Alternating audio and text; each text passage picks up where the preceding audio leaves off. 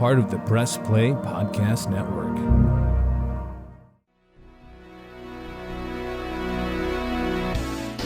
Iguodala to Curry, back to Iguodala, up for the layup. Oh, blocked by James. It's over. It's over.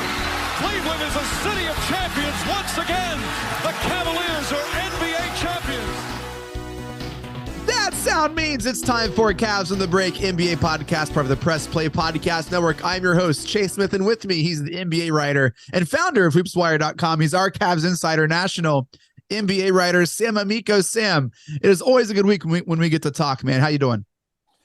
Very well. It's been a couple weeks since we talked, so needless to say, I've missed you. You and Sable you went to the game and recorded live at the Rock. That's pretty cool, man. I was a little jealous.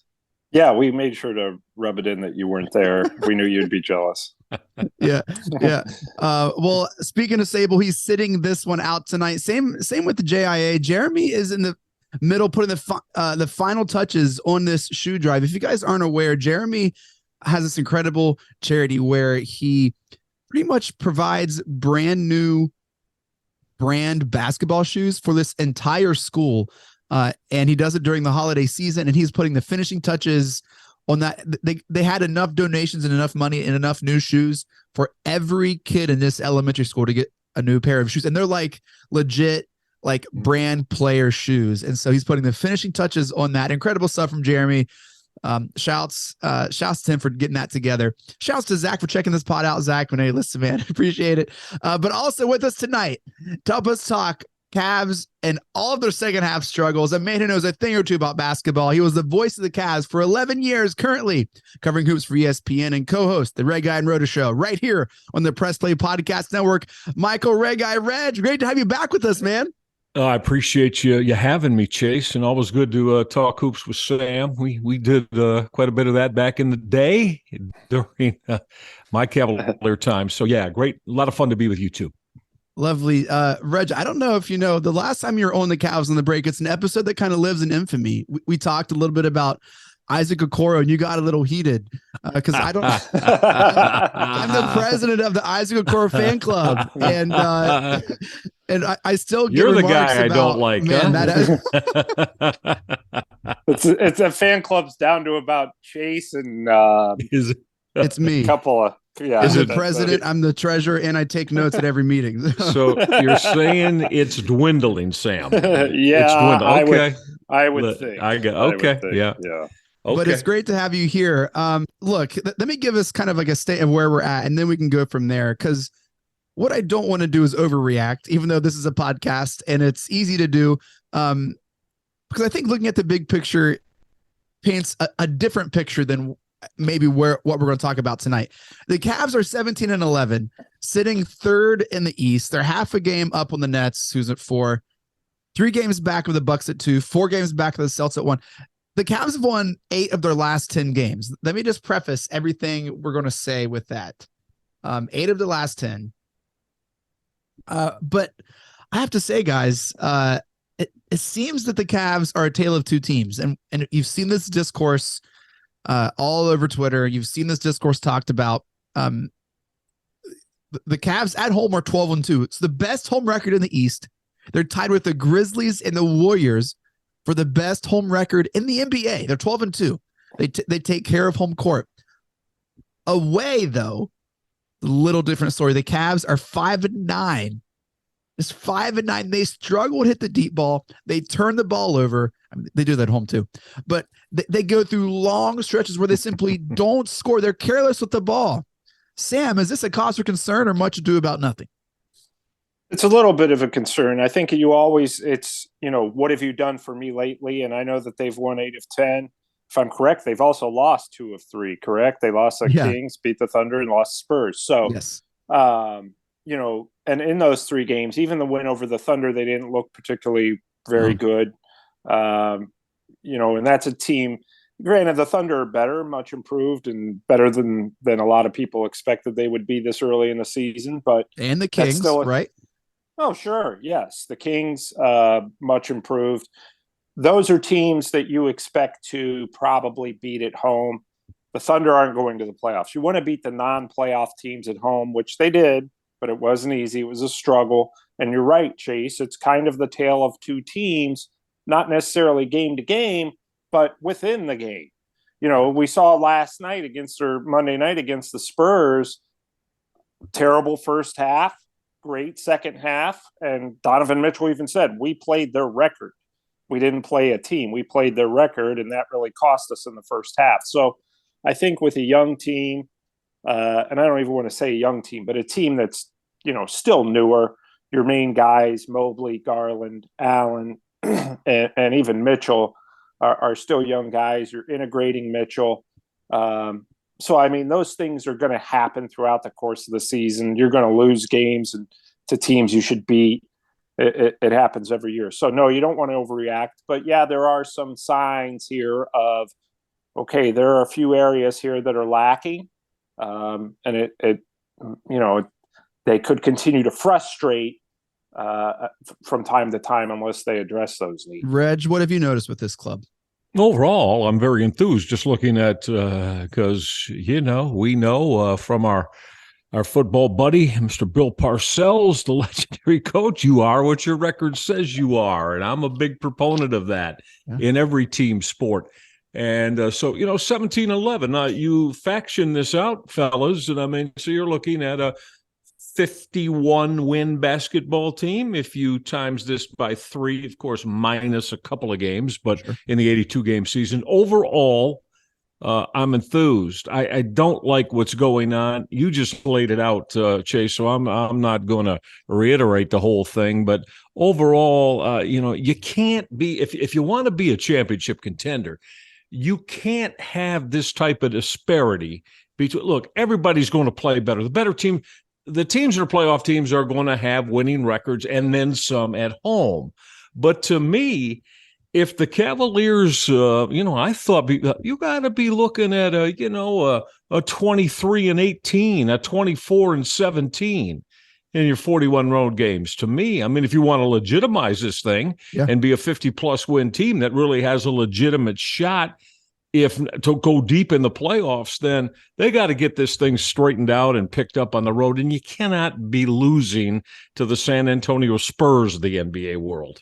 I don't care if you're playing them out, on the hardwood here in one of the Cleveland playgrounds. I'm sorry, you just can't lose that basketball game. And maybe Donovan Mitchell was right. What he said, they played their record. Well, okay, so Donovan, you are one of the voices and leaders of this team. Then somebody's got to get that squared away because that they can't continue to do. Right. What's a bigger cause for concern to you, Reg? The lack of scorings and stretches, or the turnovers the Cavs just can't seem to fix? Turnovers for me, because there are times, and you hit me with sometimes my my questioning of Isaac Okoro. There are some things, as good as Darius Garland is, there are times, fellas, there are stretches that I look at and say, and just, Darius, no, man. Are we having that discussion now? Because I'm ready for that Darius Garland discussion. I'll give it to you then. To me, and you got to protect the ball better, man. And I'm not sure I like 22 shots a night from Darius Garland either. I'll throw that right out there right now. I don't think that's necessary by him. And I think he's starting to get a little bit too shot prevalent in his overall game as the guy that's got to run this offense, protect the basketball, and get everybody involved. I don't like when he takes 22 to 24 shots a night. I don't think that's necessary. Woo! Sam is getting me fired up. Sam, come on. Are you going to? Are we?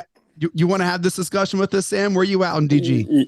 Well, I agree wholeheartedly. Number one, he shouldn't be shooting 22 times a game. I think against the Spurs, he had more shots than anybody, if I'm correct. That's correct. On the team. That's correct. So that should never happen. Not when you're the point guard, unless you're Ja Morant or, prime Kyrie Irving or something like that. Then you maybe have more shots. But, he's probably better in the 15-20 range.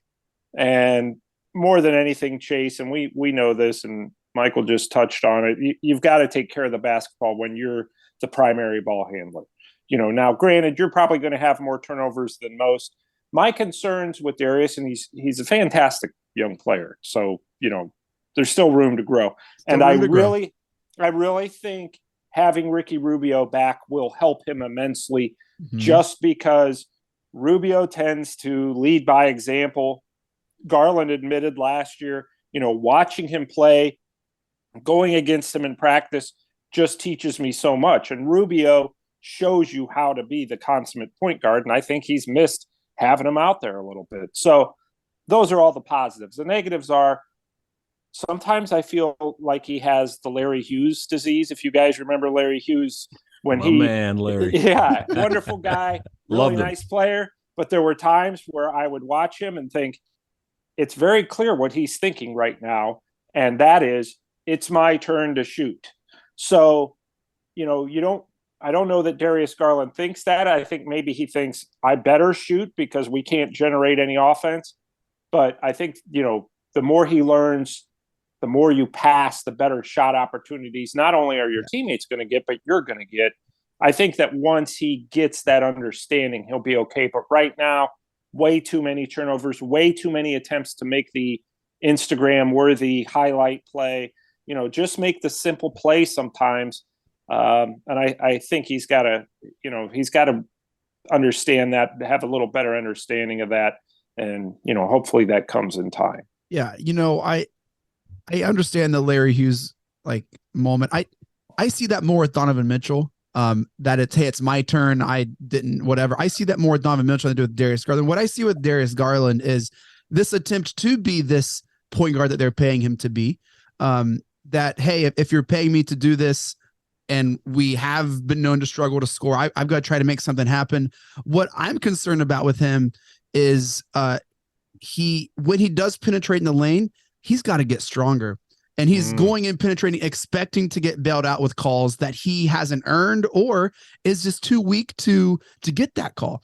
And then because of that, then he loses it's this domino effect that, he and both Donovan Mitchell is way stronger than Darius Garland. And I think that is glaringly obvious when someone pressures him on defense as well. Like whenever he's dribbling and there's a lot of defensive pressure, his size is a weakness. And that concerns me.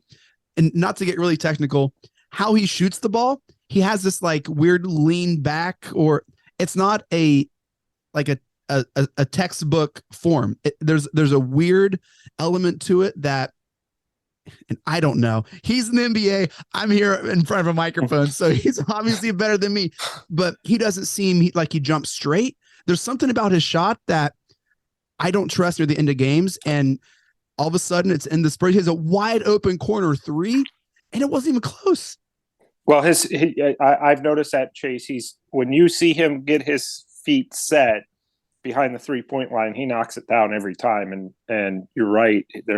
And a lot of NBA players are that way, which, they can do that. They can get away without the perfect form. But he's a knockdown shooter when he's set, which, most guys are in the NBA. But there are times, he's got just off kilter. He's very good at those floaters in the lane too. Yes.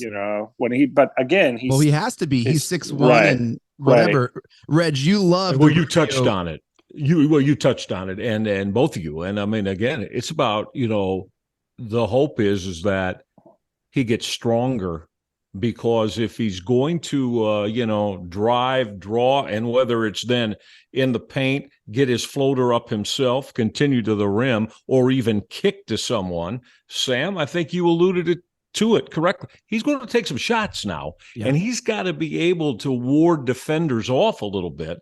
And with his body size right now, he's just not able to do that. And then those times that he does get, I like to get loose with the basketball, that becomes an issue, and that becomes a problem, because it's obvious they want him to be the guy that initiates offense. And so you got some of these things that can turn into issues that we've all just laid out. And yet the young man is a tremendous talent, and I think he's got between his ears in the right place. I agree. Let's just hope that as what is he, 23 years old? As the career goes on, let's just hope some of these things start to become an afterthought for us, because again, not to be the voice, but because if they're not, and 2-3 years from now, this is what it still is, they're not going to win a championship.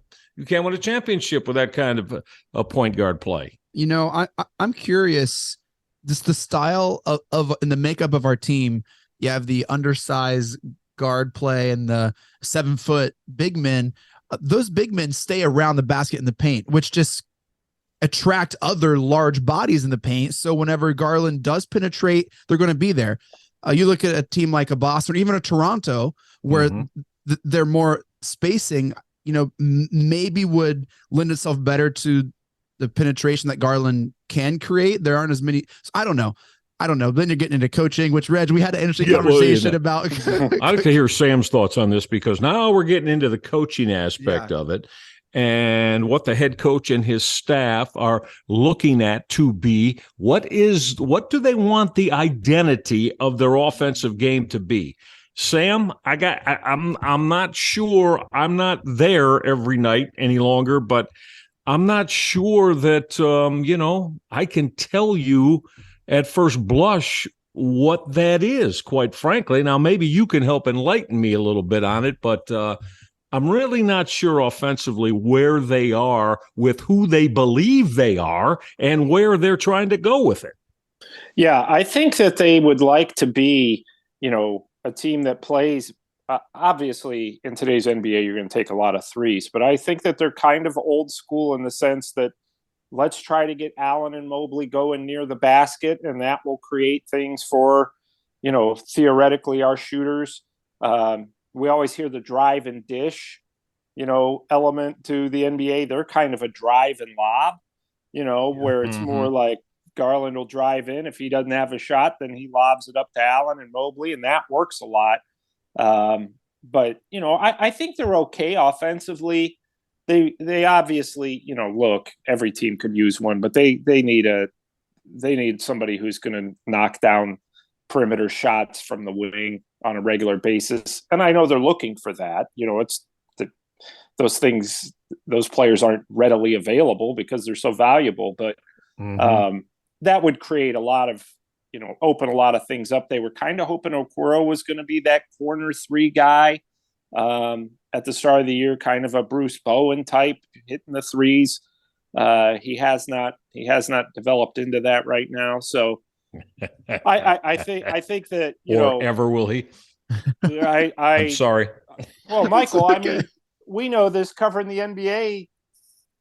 3 years is usually that's when Darius Garland made his rise. It's usually that third year, pretty much that's who you're going to be the rest of your career, for the most part. There's a little bit of room for growth, but when you hit year 3, that's pretty much the year that you said, okay, this guy, Jared Allen, Darius Garland, even Donovan Mitchell, you look at those guys, their first 2 years, and look at year 3, that's always when you ascend. It always seems that way in the NBA. And Okoro has not, I don't think he's regressed. He's just not gotten any better.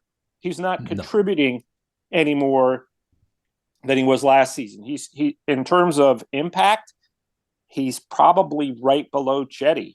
Chetty has one good game every 7 games. Okoro's probably one every 12, 13 games. And then you get excited, and then the next game, he goes out. It's just kind of running around out there. You're almost playing 4-on-5 on offense. But as far as their philosophy on offense, I think that they know, look, we've got 2 guards who can pretty much score whenever. But ideally, we want to create space for them right now without that knockdown perimeter shooter. We want to create space by going inside to our big guys and get things, under the basket, and then, forcing the opposing guards to come down double team and open things up for Mitchell and Garland. So a lot of times it works out that way. Like you said, they're 17-11, things are okay, but there's always ways to improve and be more consistent. Even if you lose games, you still want to be consistent in your approach, because then you feel better when you're going in the playoffs. Yeah, I want to follow that up, but I want to wrap up this conversation on Darius Garland. I don't feel like our road woes will be solved until he learns to take care of the ball. Until he starts taking care of the ball, I think that's that first step. And I hate to be the guy who podcasts about his own tweet, but I'm going to do it. I'm going to do it right now. The Cavs average 14.8 turnovers a game, 11th most in the league, and they had 20 against the Kings, that game where they just couldn't get anything going. It was sick. So those turnovers, Chase, those lead to easy baskets, and that impacts their defense because it leads to easy transition baskets for the opponent. Cavs are a pretty good half-court defensive team, the best in the NBA. Yeah, but when they're turning the ball over, yeah, that's creating points for the other team. Before we take a break, I want to give shouts to Karis LeVert because he has had a very strong week, and without him against the Spurs, the Cavs would not have had a chance in that game. He created shots. At the end of the day, it's all about buckets. It's about getting buckets. And off the bench, no one else was scoring. No one else was even remotely looked like they could attack the basket against the Spurs. I mean, him and Mitchell, he played great. And at this point, I don't understand why, again, maybe you two can enlighten me. It seems like I'll say a portion of the Cavaliers fan base seems to, when things aren't going well, I don't understand it for the life of me. Young man's a damn good player, man. Yeah. Now, he's a scorer, okay? He's not a shooter per se, and we know the difference in that. But the thing is, we're talking about shots, right? He put those 22 points up last night on 13 shots. Yeah. 13 shots, 9 to 13. So that is extremely efficient. And if you notice, I believe he's second on the team behind Garland in assists per game too, I think, or it's very close. It's like 4.5 assists per game. So to me, I like Karis LeVert a lot. And I think that he's the type of guy that, as this year goes on and the longer he's with this team in situations, that require strength of his that he can provide, I think he's going to be a large factor if the Cavaliers are going to have overall success that we've been talking about. I think he's going to be and will need to be one of the main factors with that. He played great against San Antonio, Sam. Yeah, he played great against the Kings, the Thunder. You talk about San Antonio. If it wasn't for him in the game against the Thunder too, could have been different. But with LeVert, it seemed like the beginning of the year they asked him. JB Bickerstaff said, "Look, we need you to be more of a facilitator, which is not who you are, but don't lose your scoring, but try to be the facilitator too." He's done a fantastic job, I think, of facilitating. He seems to be a great team player, as much as a scorer can be. And then he took a step back from scoring a little bit, and I think it took him a little bit to adjust. Yeah. And Chase, the last week has been very, very promising with him, and I'm with Michael. I'm a big fan, and I hope that this continues for him because that will take them places. He has length, right? I really think he tries hard on defense. It's like a Jordan Clarkson, but not as big of a liability on defense almost. And so I play great. Jeremy is dead set that he's going to get traded. At this point, I don't know who else would score off the bench if he gets moved. Like, you don't have that much depth to score. No, I don't think you can. You can't count on, you can't count on Kevin Love right now to give you 15 to 17 points a night off the bench, and I think that's what LeVert will do. He still seems like he's getting back to his game ready. Kevin Love, yeah, could be. Yeah, I just don't know if that type of consistency every night is reality for Kevin any longer. I mean, we know he can shoot the ball. But you notice there are nights the minutes are really down more like to 14, 14, right, Sam? No, I don't know if anyone's asked JB Bickerstaff about that, but I've noticed there are times when Kevin's just not on the floor in the fourth quarter, crunch time of games. It seems to be, Mobley, Allen, LeVert, Mitchell, and Garland. He was playing. I mean, if the game's on the line, those five are the ones on the floor. True. And I'm not saying I have a question with that. I'm just saying, to me, it looks like his minutes have started to shrink. Well, before his injury, he was incredibly efficient, like almost like a triple. Like he would do like 15, 12 points and like 15 points, 12 boards, like 9 assists and like 15, 20 minutes. Like it was like super efficient. And to me, it just seems like he's still, taking his time, working his way back. Which I'm fine. And Sam, you hit on this and we haven't really spent time with. I think Ricky Rubio is going to be a piece that helps all these other pieces kind of at least reach their maximum potential with us here, right? I think you're going to see a different type of player 100%. With Kevin. You're going to see a different player with Garland, with LeVert, it's just going to like make everything gel. And I'm really curious as when he gets back to see what this looks like. Yeah, I think it's a different story. We saw, if you look at the Cavs last season, right? Okay. They were humming through the Eastern Conference. Rubio goes down. They play about 500 basketball the rest of the way. Okay. Now some of that they had, Garland went down for a little bit. LeVert went down for a little bit and Allen. So it wasn't all Rubio, but, and Colin Sexton, when he was still here after, game 10 said, I saw him on Bally Sports said, look, we can get Darius and I can get a little wild out there. And there's where Rubio comes in. He comes in and calms everybody down, gets the game under control, and they could use that. When we talk about turnovers and those type of things, Rubio is the kind of guy who really is kind of the coach on the floor and is actually showing them, look, let's just calm this down. Let's work the ball around and get a good shot. So, yeah, I think his impact, even if he's not as good as he was last season in terms of statistics, his impact just being there and, keeping things moving, facilitating and just leading, by example, by those guys watching him, will be a big boost to all their games. I will say this about Rubio, never gets enough credit for this, but for his entire career, if you watch him, he gets guys the ball where they like it, where they like to shoot. He delivers it, to them almost as they're in their shooting motion. He is very skilled that way, and that tends to bring out the best in your teammates when you do that.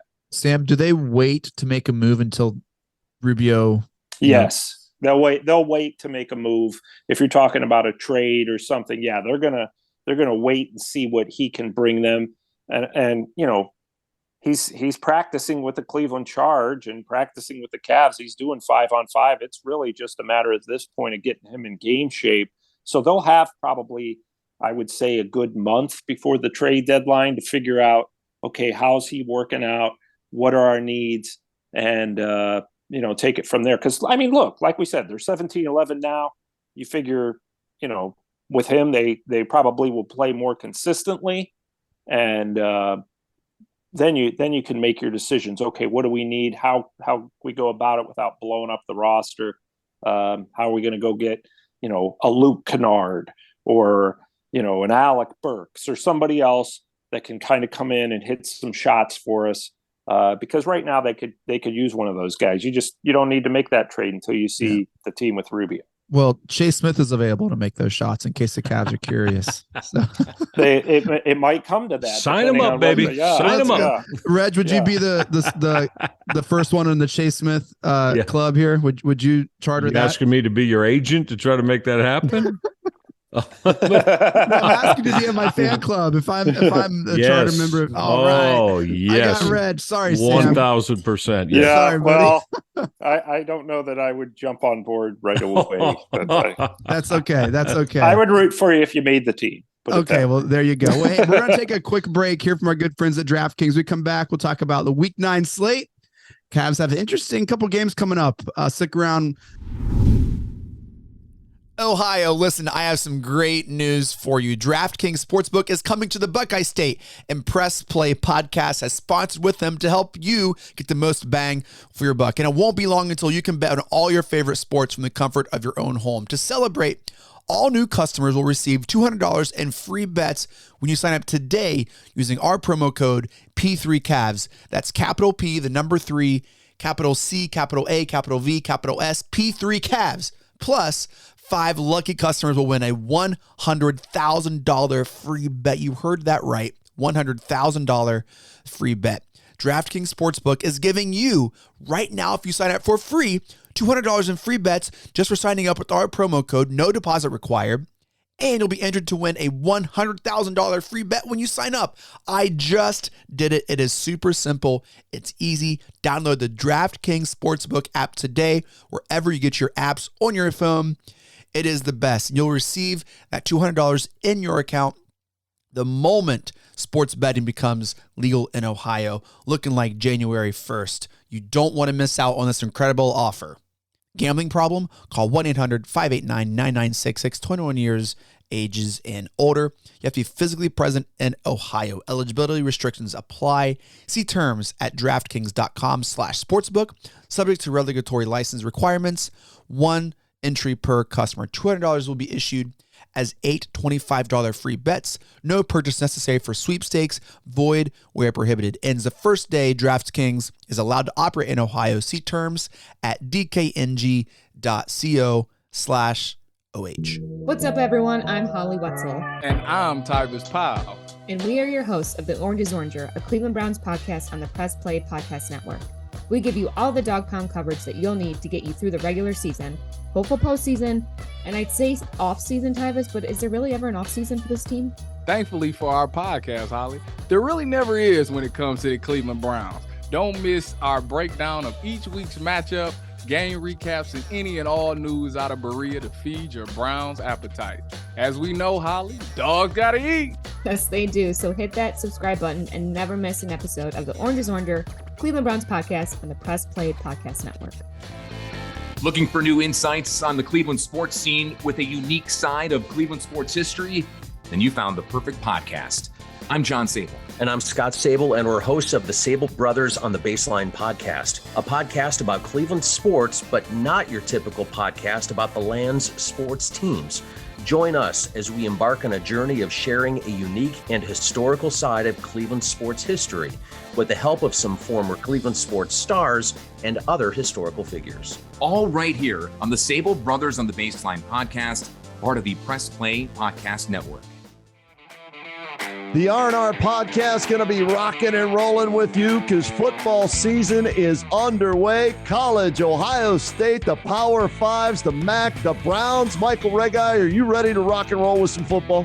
Kenny, I've been ready. This is our time of year. This is what R&R is all about. We're going to be with you every week. Kenny just said it. Browns, NFL, Ohio State centric. So you got to stay with us all fall and winter long here on R&R.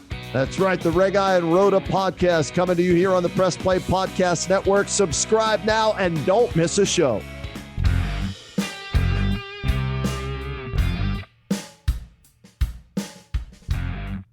Hey everybody, I'm Gary. And I'm Jason. Opening cards as a kid, no matter what was in the pack, you always had that stick of chewing gum. Well, it turns out Gary and I opened up a box of 86 Tops last year, and let me tell you, the chewing gum does not age well. Join us on the Ball Card Show, the sports podcast for the sports collector. All right, we are back. Cavs on the break. Sam Amico, Michael Reghi, talking Cavs basketball.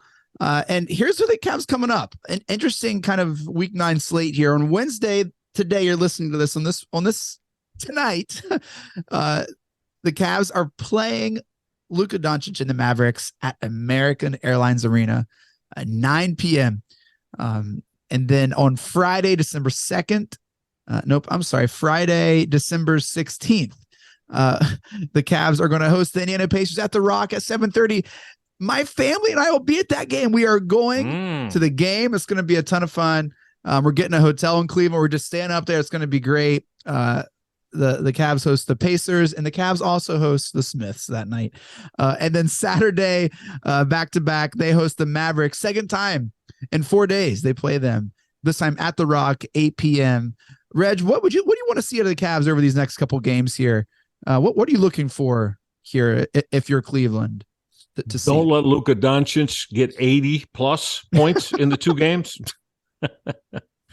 No records. That would be a good start. Yeah. Yeah. And personally destruct the Cavaliers in each game. To me, those 3 games, again, you want to win 2 of them. I mean, ideally, you'd love to win all 3, but I think 2 of them are certainly a must in going forward again. And going back to, though, I just agree with you guys 1,000,000%. I think when Ricky Rubio returns, and I'm hoping that, as was the main thrust of our first segment, I hope that young Darius Garland really, I know last year, Rubio was here, but really, really let Rubio take you and bring you to, the positioning that you need to be, Darius, as the point guard with this basketball team. So, and I hope Ricky Rubio is something that is a want of his too, because I think it would be extremely important for, Garland's growth and development and this team in general too. So I'm very much looking forward to having Rubio back on the floor. Yeah. Sam, what are you looking forward to this week 9 slate here? Kind of interesting. Mavericks twice, huh? Yeah, I was going to say same thing Michael did. It'd be nice to win 2 out of 3 for them, for the Cavs, kind of get, their good feelings back. It seems like since they beat the Lakers in LA, they've still been good. They've still been winning games. They just don't seem to have that little extra moxie. It seemed like when the Clippers came back, that game was over. The Cavs had won that game. That was like, and I know you probably didn't watch, Chase, but it was like the Browns I watched against the Clippers game. I watched it. No. I'm saying my comparison was like the Browns against the Jets. That game was over. It was in hand. And the Cavs really against the Clippers. I'm going to really bleep out that B word on this pod, Sam.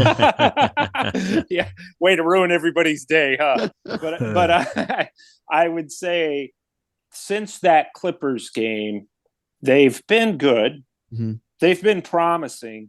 But there's that little bit where it seems like every game there's a stretch where it's just like, what are you guys doing? Against San Antonio, it was the entire first half, Well, against the Bucks after Thanksgiving, they don't score like 9 points in the third quarter. They were beating the Bucks. Yeah, they did it against the Kings. They had to come back. Now, granted, we've all been around the NBA enough and seen it long enough that you realize, basketball's a game of runs. So that happens, but they've just been a little bit too loose when they get the lead, or they come out flat sometimes. And they just need to be, and I know it drives JB nuts, so it's something he addresses with them. And he has said there are times our guys tend to believe the press clippings and the praise and we're the up and coming team and all that stuff is true, but you've got to go out and prove it for a whole 48 minutes or at least, 36 of them. And I think that's where that's where you want to be after these 3 games. You want to start moving in that direction because frankly, you're almost at the midway point of the season already. So, you want to get that moving in the right direction, that kind of mindset. Here's what I'm excited to see. I'm excited to see the Luka Donovan Mitchell alpha baller basketball player off, because they both think they're the best. And I want to see this duel. I want to see all the Twitter highlights. I want to see them just go at it, exchange buckets. I think Mitchell thinks he's that guy. And he's proven he is that guy. He's pretty close. I mean, Luke is on another stratosphere right now, but Mitchell's yes, pretty close. But I don't think Mitchell's going to just accept that. I think he's the kind of person going to be like, oh yeah, well, hey, let's I'm sure he I'm better will. than I'm this sure. guy. And, Yeah. and as a basketball fan, I mean, that's just players playing at the highest level on earth that you just get to watch and enjoy. And you so love I hope their that grit, happens. right? Donovan, you love his grit, his will to compete. Oh my gosh. We The talked about that fact that sequence against the end of the Spurs game where he saved that ball that went out of bounds. Right. And then he just like took on the whole team and then got the rebound and then got it back up. Oh my gosh. Yeah, love watching the guy because he's always going to be locked in. He's never going to cheat you or cheat the game itself in any way, shape, or form. So, really strong get a player like him for the Cavaliers, and again, I mean, the hope is that he is the guy, just from the playing perspective every night that can take this basketball team to the heights that everybody wants them to be. But yeah, I mean, the Rubio coming back, I do believe we're going to see a difference in pattern of play, and especially, hopefully, fingers crossed, that this road record starts to get back to 500 and a little bit above. Yeah. Because if they do that, then they're going to be a 50 to 55 win team this year. Like I think Mavericks will take the first game in Dallas. I think we beat the Pacers at home, and then I think Donovan Mitchell gets his first game winner for the Cavs against the Mavericks. That's a very specific. Very specific. And I think Luka is going to hit a bucket. Let me put some money on that. Hang on. I think Luka will hit a bucket in the game today. Maybe not last second, but it'll be final minute that puts him up. And I think Mitchell will get him back in Cleveland. I think the Cavs are going to win in Dallas. Okay. Then play the Pacers, and then a little letdown game. Well, second night of a back-to-back, the Mavericks will be Billy motivated. I'll tell you what, Dallas is similar in some ways to the Cavs in that you never know what you're going to get from their role players. There are teams that, like the Celtics, have Marcus Smart. You know exactly he's a role player, but you know exactly what he's going to do every night, and he never veers from it. The Mavericks are full of guys like, Tim Hardaway Jr., Dorian Finney-Smith, nice players. You just never know from one night to the next what you're going to get, and what they deliver usually determines, because Luka's going to do his thing regardless, but what those other guys deliver is really determines whether they win or lose. So, Chase, I didn't mean to cut off your very detailed prediction, because I that's fine. Going to put some money down on it. I got it out there. Carry on. I got it out there. Let's see. Hey, but before we go, over the weekend, the NBA lost a legend, Paul Silas, who did coach the Cavs for a couple years, among other things. Would you guys like to share any stories or any your experiences with Coach Silas?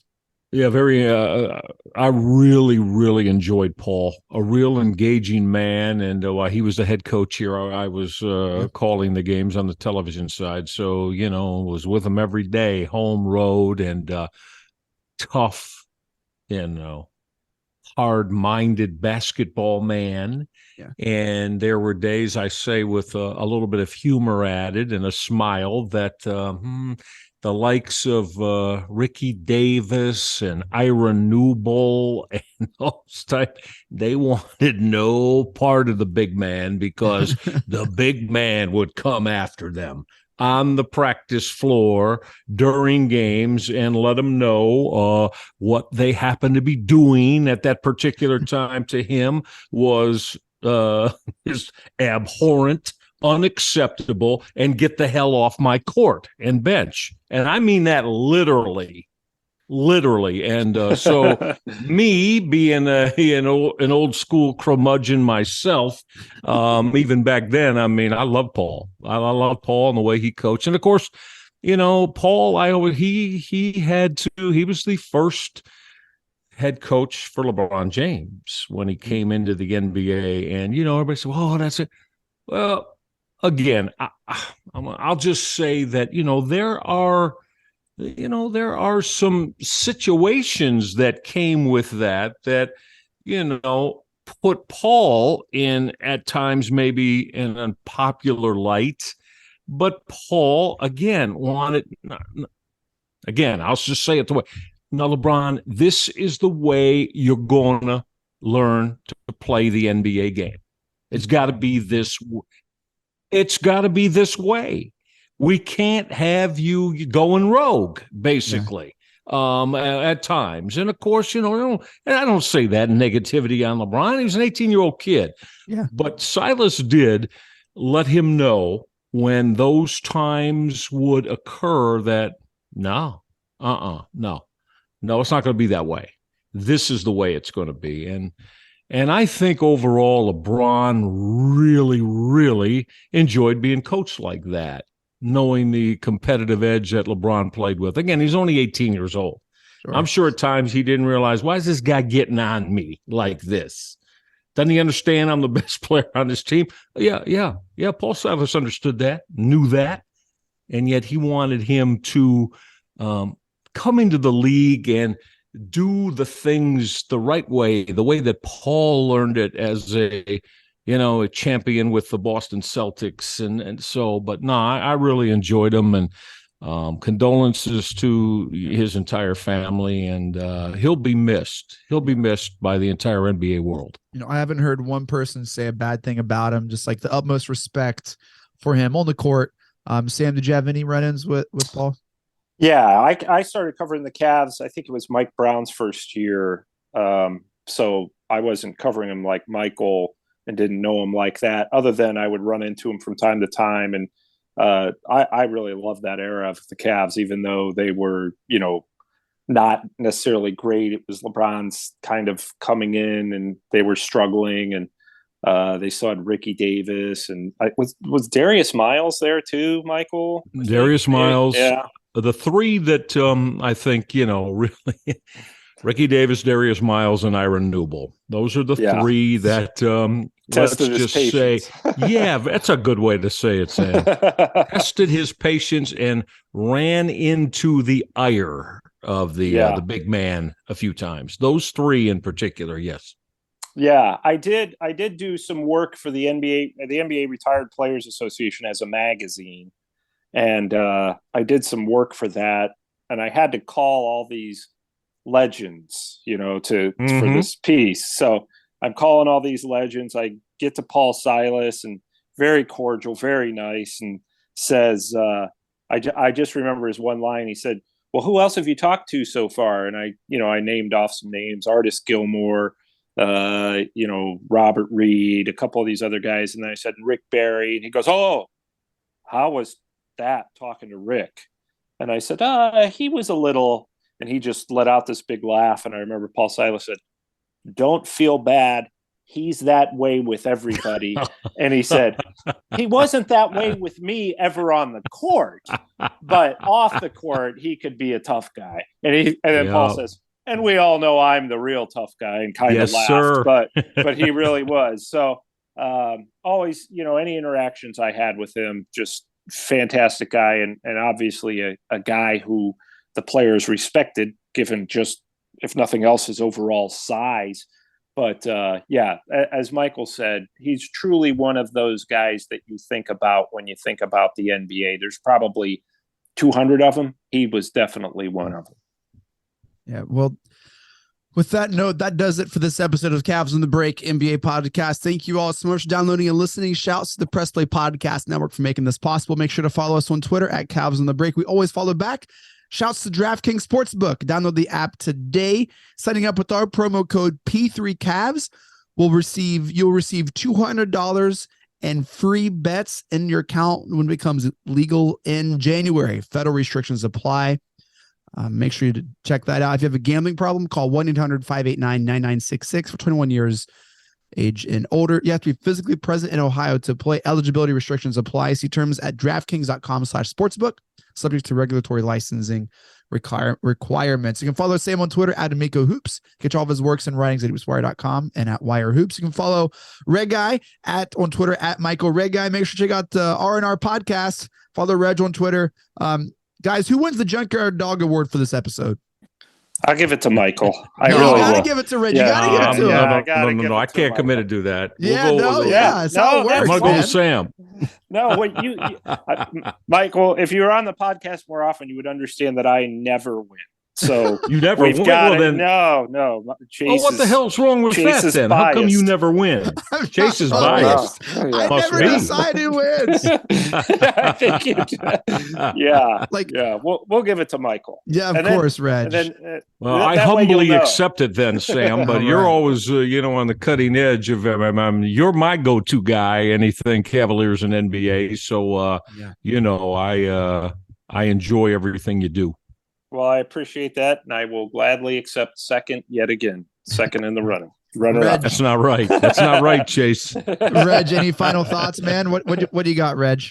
Again, my final thoughts are I'm really looking forward. I am excited about this Cavalier squad and really looking forward to how this season projects and plays out. And let's hope it's one that has the fan base extremely excited as we get into April to finish the regular season, the month of May, and dare I say June. That the Wine and Gold could still be playing then, dare I say. Let's go. Cleveland in June is nice. Sam, any final thoughts? Yeah, I think that'd be great to get an opportunity to cover another finals in Cleveland. But I think they're chugging right along. There are moments of frustration, but guess what? You ask any fan base in the NBA, and they're going to tell you the same thing. And the bottom line is, you look at this team, and when totally healthy, has Rubio back, yeah, they're already in third place in the Eastern Conference. They could do something. I don't suspect they're going to do something, get in the finals this year, but you never know. So I think it's great to keep following them, not let you get too frustrated with them. Great. Well, I never get frustrated with you guys. I just want to say that right now. You guys are the best. Thank you for joining us tonight, Michael, Sam. Always great talking to you. Thank you, Chase. You too, Chase. All right, Mike Breen, take us out. Congratulations, Cleveland. Your decades-long wait is finally over. The Cavaliers are NBA champions.